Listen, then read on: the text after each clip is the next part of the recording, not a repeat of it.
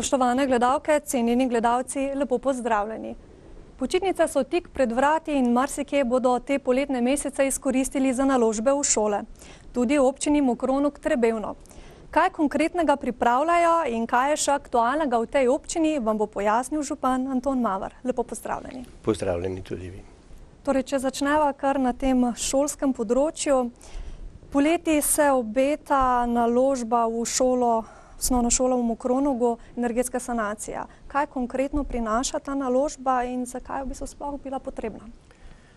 Potrebna zelo, namreč osnovna šola Mokronog je bila grajena pred 37 leti. Šlo je za montažno gradnjo, pred 17 leti pa v enem delu dograjena z zidano gradnjo.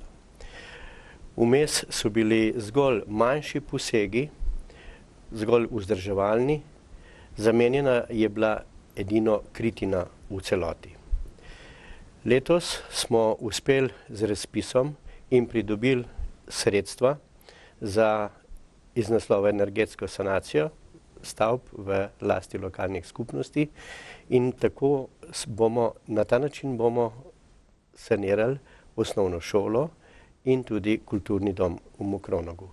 Torej gre za energetsko sanacijo, pod ta pojem se razume popolna zamenjava vsega stavbnega pohištva na ovoju stavbe, fasada v celoti, potem toplotno črpalko v kurilnici, izolacija stropov, pa tudi zamenjava vseh svetlobnih jaškov. Mi pa bomo poleg tega, zgolj energetske sanacije, za katere smo dobili evropska sredstva in ki predstavljajo upravičen strošek, sami uredili tudi ostrešje in pa ponovno zamenjali kritino z vso potrebno strešno izolacijo. To se bo dogajalo v počitniških mesecih.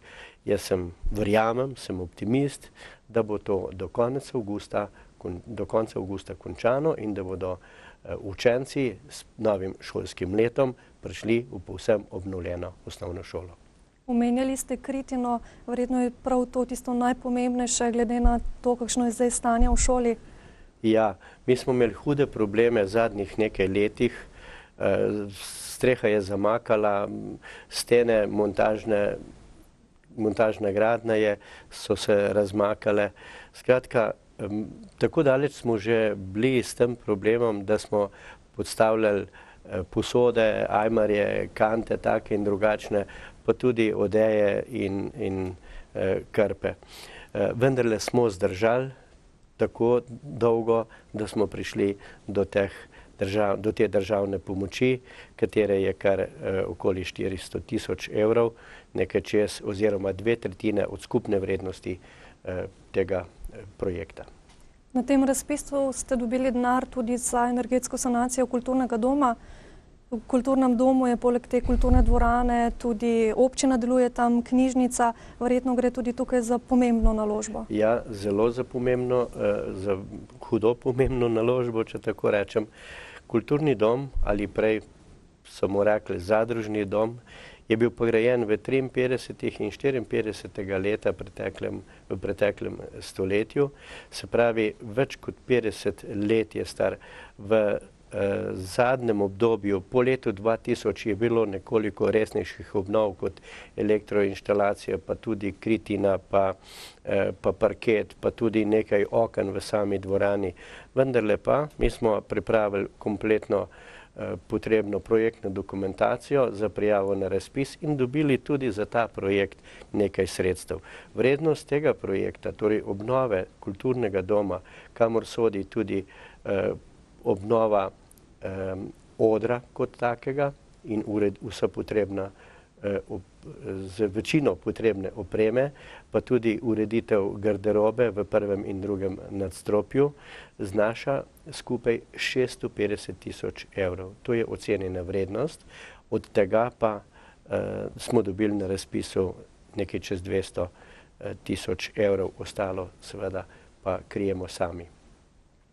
Spraviti bo treba ta denar skupaj, nekaj v letošnjem letu, en del pa še v prihodnjem letu.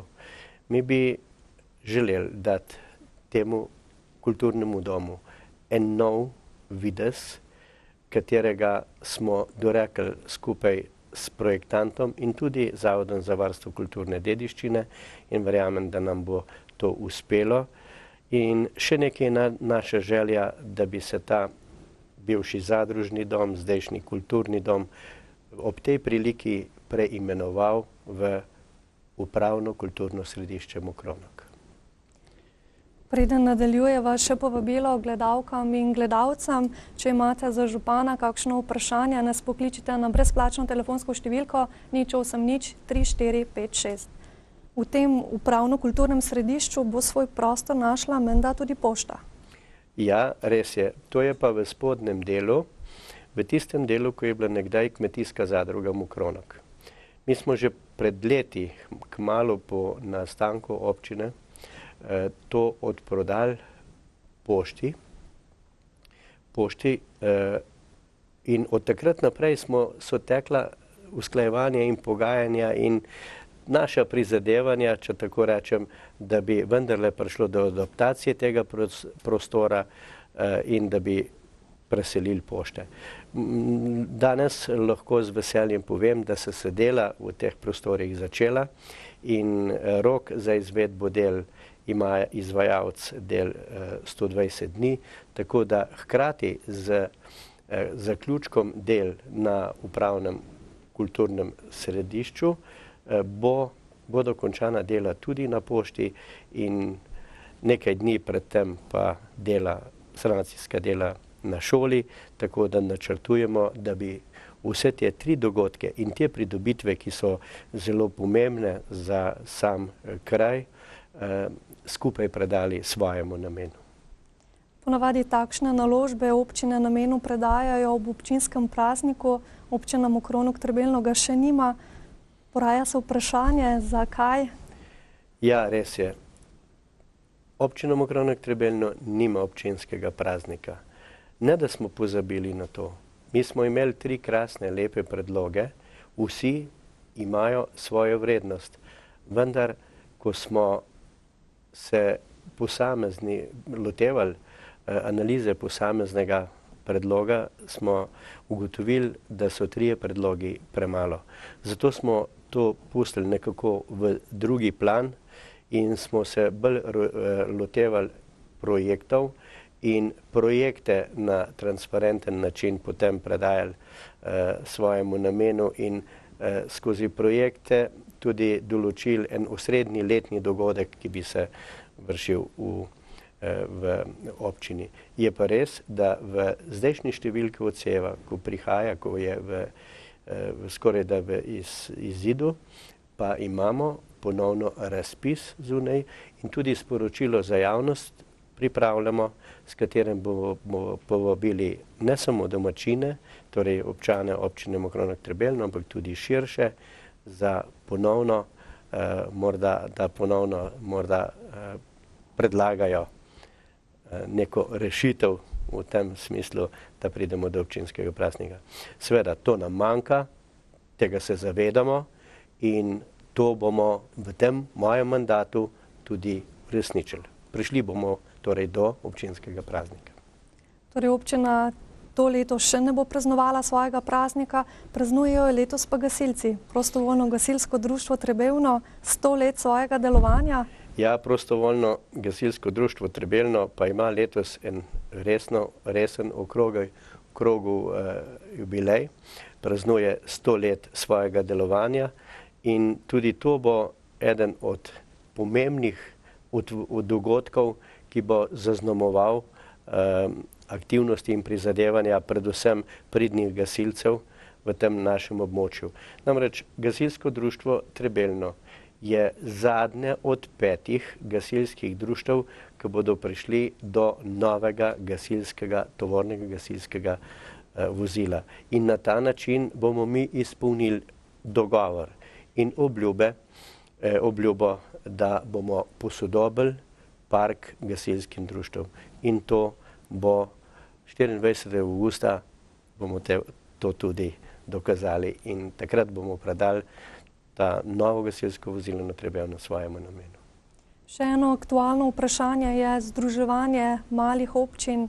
Kako v občini Mokronu k Trbevnu gledate na te pobude, da bi se male občine, te manjše občine združile? Glejte, združevanje malih občin. Jaz mislim, da je to velik nesmisel. In če kdo misli, da bo na združevanju malih občin, na ukinitvah malih občin doprinesel bistveno k boljšemu življenju, višjemu standardu slovenskega prebivalstva in s tem dosegel ali pa ustanovil večje število delovnih mest, se hudo moti. To ni res.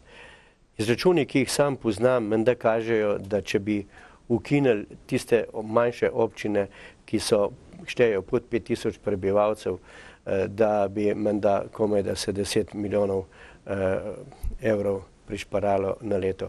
Treba se je zavedati dejstva, da je v tem trenutku v slovenskem prostoru 70% vseh investicij, ki se v državi izvajajo, na plečih občin.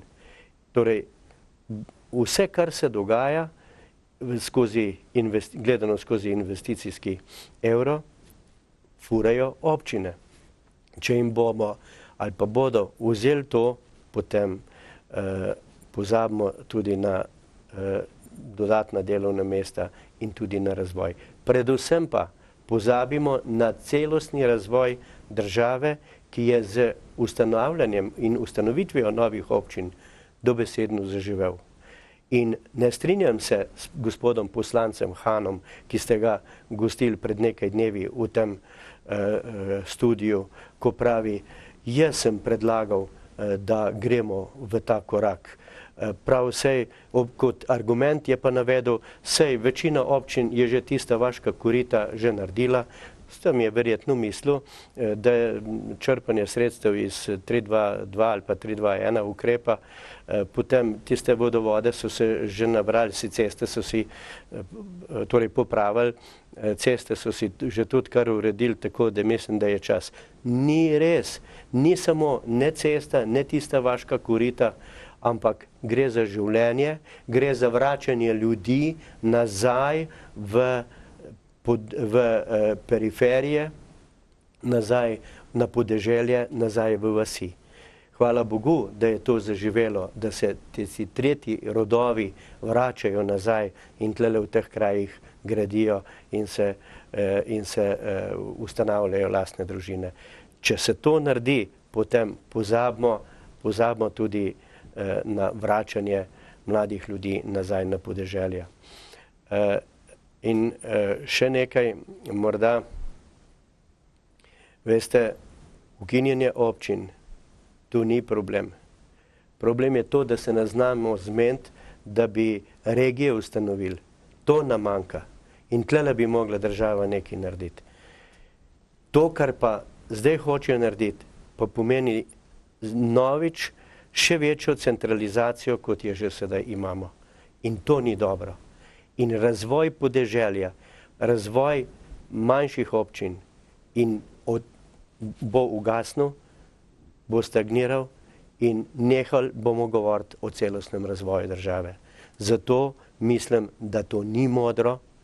Sem pa zato, da se posamezne službe v občinskih upravah med sosednjimi občinami združujejo. To pa ja. Mi imamo dobro prakso v nekaterih občini, ki imamo skupne inšpekcijske službe za 2, 3, 5 občin, nimamo pa še morda na drugih področjih skupnih občinskih uprav. Sam mislim, da je prostor zelo primeren, za katerega bi urejala širša lokalna skupnost, torej 2, 3 občine, za pri nas najbrž Mirnska dolina čist paše skupaj. Torej urejanje prostora, skupna občinska uprava, to je to. To je to in to bi tudi pocenilo. In zelo se spomnim v odmevih gospoda Bogoviča, ko je rekel, ko je rekel, kaj mislite, kaj bi bilo danes v Kostelu, a bi bili živeli tam ljudje, ne živeli bi medvedi. In to je problem, katerega se morajo vsi tisti, ki nagibajo na to, da bi ukinili manjše občine, da celostnega razvoja ne bo.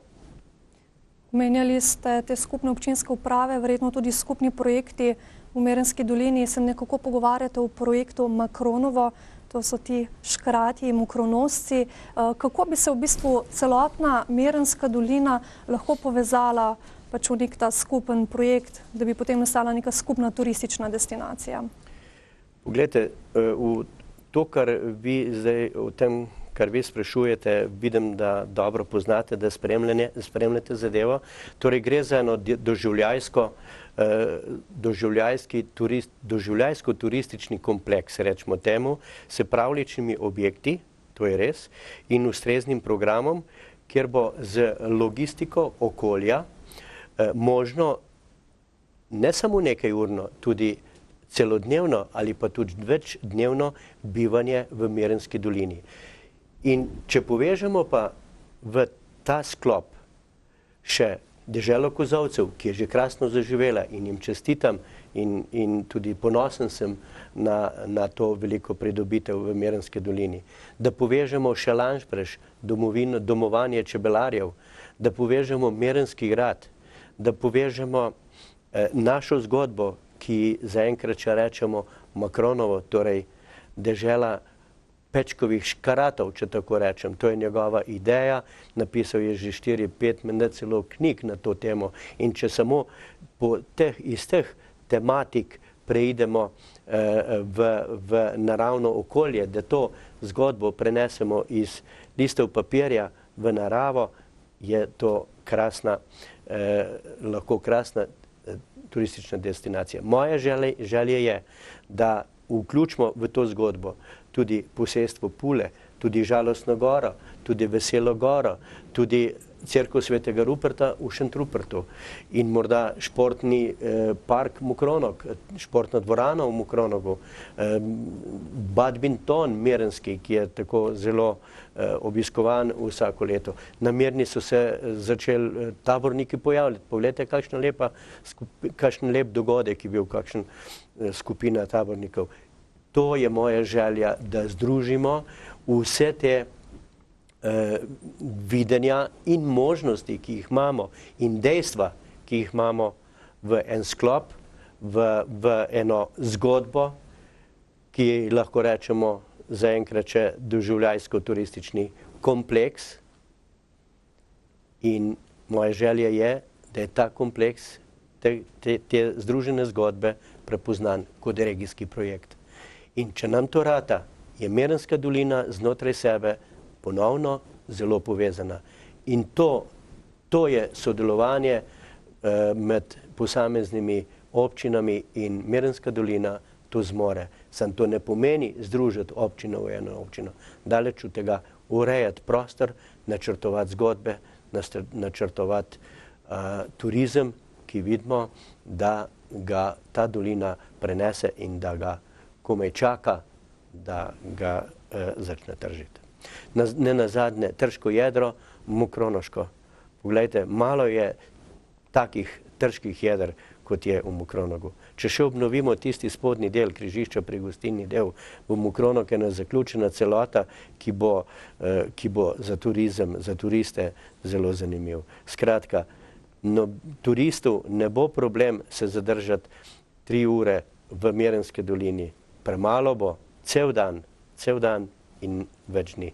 In to je naš načrt združevanja na tem turističnem projektu. Glede tega ste se že sestali tudi s sosednjimi župani, potem predvidevam, da je bil odziv pozitiven.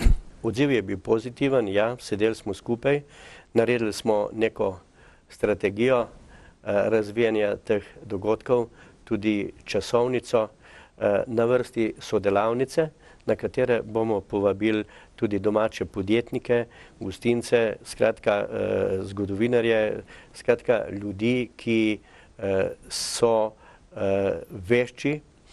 vešči, govorim o ljudeh iz lokalnega okolja, ki razumejo, kaj želimo s tem doseči, ki so pripravljeni sodelovati, pa seveda na te delavnice bo povabljena pa tudi stroka, tako zgodovinarji, krajinarji, kulturnovarstveniki, naravovarstveniki. Tako da jaz mislim, da bo projekt stekel. Seveda računamo pa tudi na sredstva iz te naslednje finančne perspektive 13-20. Prej ste omenjali, koliko projektov v bistvu leži na občinah in prav vaša občina je bila nosilka projekta Gošo, gradnja odprtega širokopasovnega omrežja. Kako daleč je zdaj ta projekt? V bistvu se že približuje koncu. Ja, jaz bi z veseljem danes in na glas danes rad rekel, konec junija bo konec gradnje. Pa ni čisto tako. Čeprav pa je res, da večina individualnih priključkov, poleg hrbteničnega omrežja, ki je že zdavnaj dokončano, je že narejenih. Še zadnji ti individualni priključki, torej do posameznih naročnikov, posameznih upravičencev, se izvajajo. Tako da kar nekaj, morda ne bo podatek napačen, če rečem, okoli 100 teh naročnikov oziroma srečnežev že koristi ta internet. Sam nisem med njimi, pričakujem pa, da bom v naslednjem mesecu ali mesec dni in pol tudi pri meni doživel ta okno v svet, torej da dobim internet. Imamo pa nekaj problemov, seveda, pri tej gradnji, predvsem z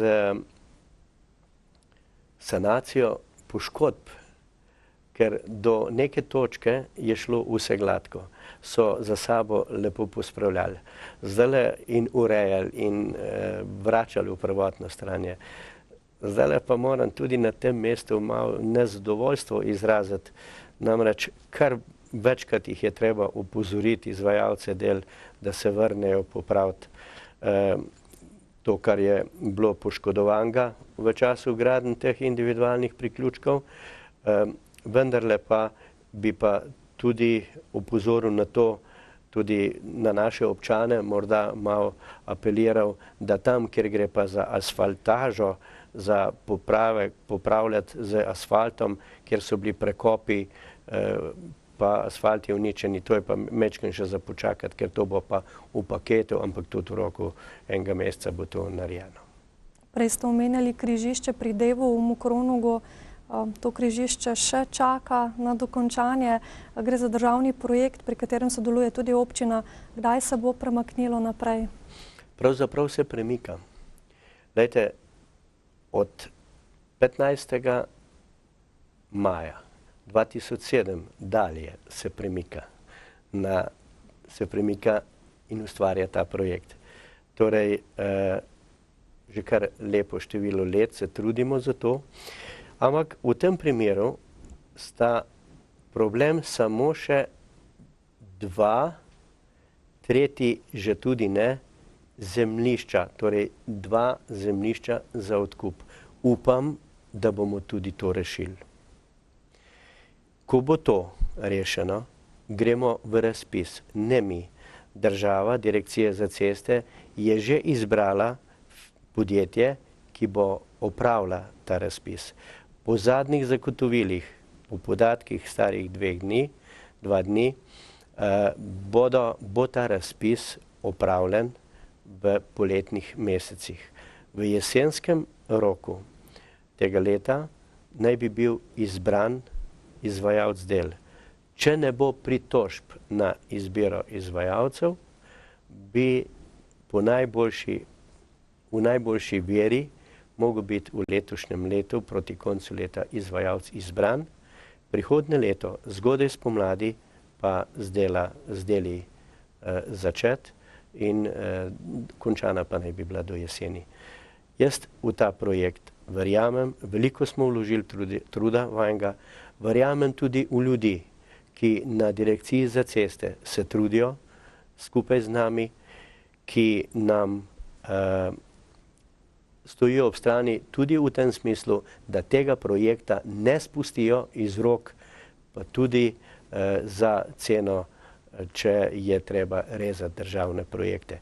Ker se zavedajo, da je problem prometa in urejenosti prometa v tem delu Mokronoga tako hud in tako pereč, da ga je treba v resnici čim prej rešiti. Ker se bližava koncu oddaje, še skok Kresni noči, ta bo ta konec tedna. Kaj vse se bo v bistvu dogajalo? Glejte, tudi Kresna noč je po vsebini nekoliko osiromašena napram ostalih. Namreč zaradi situacije finančne in zaradi visokega stroška za zimsko službo, ki smo ga imeli, smo mogli rezati in inšparati na vseh področjih. Tako da smo tudi na področju raznih prireditev mogli ali prireditev celo odmisliti ali jo pa bistveno zmanjšati. Bradačev ni bilo, pustni karneval zminimaliziran. Kresna noč bo zdajle brez kakšnega odmevnega hudega pompa. Vse domači in vinogradniki in dober ansambl imamo, vse to je vse v redu, nimamo pa kakšnega magika, tako kot je bilo, nimamo baleta, kot je včasih bilo še prej na gradu. Skratka, ena lepa večerna prireditev nas čaka v Mokronogu, na katero seveda zelo vabim vse od blizu in čim več od daleč. Župan, hvala vam za obisk v studiu in seveda za vsa pojasnila, kaj je aktualnega trenutno v vaši občini. Hvala tudi vam in nasvidenje v naslednji priliki. S tem povabilom na Kresno noč v Mokronog se od vas, drage gledalke in dragi gledalci, poslavljamo. Hvala, da ste bili z nami in lahko noč.